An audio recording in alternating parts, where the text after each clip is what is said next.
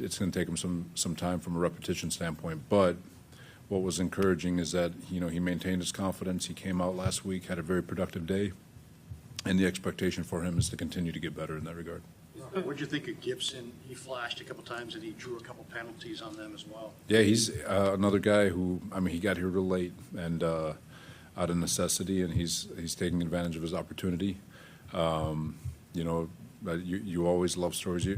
Coach Bradley always says that no matter how doom and gloom it might seem, there's going to be a story that comes out of this, positive story. And so, he's one of them that's been taking advantage of his ops. So versatile enough to play all three spots. He is. That Mike linebacker spot, we're trying to make sure that we solidify that behind Fred to make sure that we have a guy who can still run the defense, God forbid, if something happens. But Tatum has all the ability to play all three spots. His time coming out in the draft, I don't think was that high, and he was a seventh-round pick. Does he play faster than that? He plays much faster than – it was kind of like Greenlaw. Greenlaw ran a molasses 40, but his GPS suggests differently. I think Martin mentioned the other day what a patient coach you are, and that it helps to learn from you in that way. Has it always been your style? Did someone teach you that, or is that just who you are? I'm not sure. It's been my style. Like in terms of, their kids. It's going 100 miles an hour, and you trust. I guess just through time, you just trust that they're gonna figure it out. They just need reps, and you try to put yourself in their shoes on what they're going through and the different things that are going on. It's not just football. Think about all of us, what we were doing when we were 23 years old, but without not even close to the distractions they had. I know where I was. Thank God I didn't have Instagram phones back then, but no, it's you've got to be patient with them. It's back in the day there'd be yelling and screaming if a kid, they're trying. They're not trying to make mistakes, and so the most important thing we can do is just teach in those moments, and as long as the kid.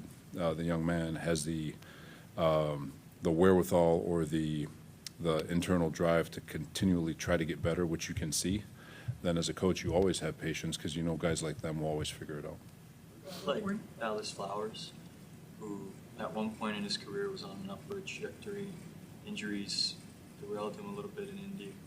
This is almost like a second chance for him. Have you noticed like a sense of urgency from him in camp and really trying to take advantage? It'd probably be more of a question for Gus. He had him out in Indianapolis, and I see a young man who's going for it. He's taking again another guy who's trying to do his best to take advantage of every opportunity he gets, and it's what I've appreciated about this organization since the day I walked in here. I just feel like all these guys, every player, the sense of urgency and the way everyone attacks every day is always on high, and Dallas without exception, but. He's definitely been going for it. When you're the Jets head coach and you got all sorts of other responsibilities, which I'm sure you love some and maybe didn't love others, but was it always like when you got to go and do your defense, was that still the favorite part of the job for you? Anytime. I've said it before, like you get to that chair because of your football acumen, and then all of a sudden you're a firefighter. And so when you get to go in the film room and watch tape, it's like, oh God, I'm back in my comfort zone. But anytime, it's what got us there. So of course you always want to get back to that. Maybe a stupid question, but I guess given like some of the time constraints and everything, how did you improve and become, I assume, you feel like a better defense coordinator? That's a good question, E.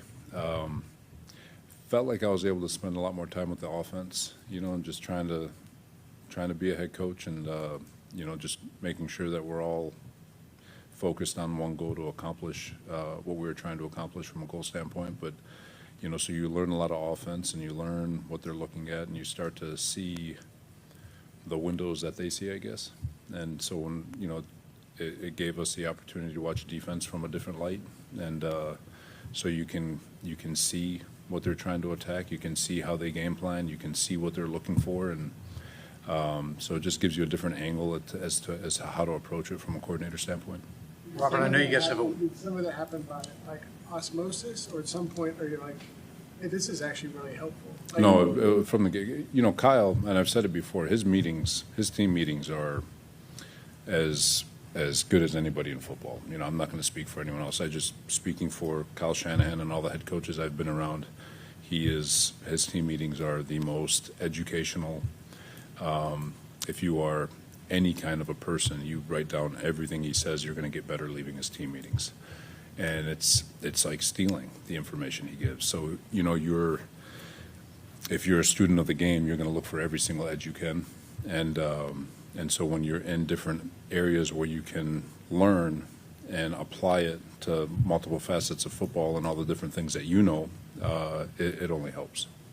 You're missing so much time. How is Alfred Collins coming along? I mean, especially conditioning wise. Yeah, his legs are getting under him. I know he didn't love the game he had against Vegas, but love the way he's bounced back this week. He's done a really nice job this week, especially in the run game, showing you could just see the violence and the strain that we saw in college is starting to show up little by little. And, I know he wants some of those plays back from the Vegas game, but his trajectory is still going in the right direction. Kind of out of the right weight where you want him? Is that kind of where? Yeah, it's, I always tell guys for him it's going to be as light as he can get without losing his power, because that's what he is. And right now he's in a good fighting weight. I know you guys, it's a one game at a time deal, and you get the Chargers, but Seattle, just looking at them a little bit statistically, they are really running it well. I think they ran it almost 50 times at the Chiefs the other night for like 5 yards a pop. Do you let yourself peek ahead to week one, or is it just Chargers? No, you're always trying to stay ahead. Week one is still most important. The Chargers game is obviously very important for a lot of people, especially a lot of the decisions that we've got to make from a roster standpoint. Our first objective as a staff is to make sure these young men are prepared to attack the Chargers in the best way they can, because we owe it to them to try to make a 53-man roster, whether it's here or somewhere else. So we're going to obviously give them every tool they can for the Chargers. With that said, though, when things slow down and you feel like you've checked your boxes, absolutely, you're always going to look ahead, and especially to your week one opponent, just to start gathering thoughts, because it's happening quick. We're good? All right. Thank you.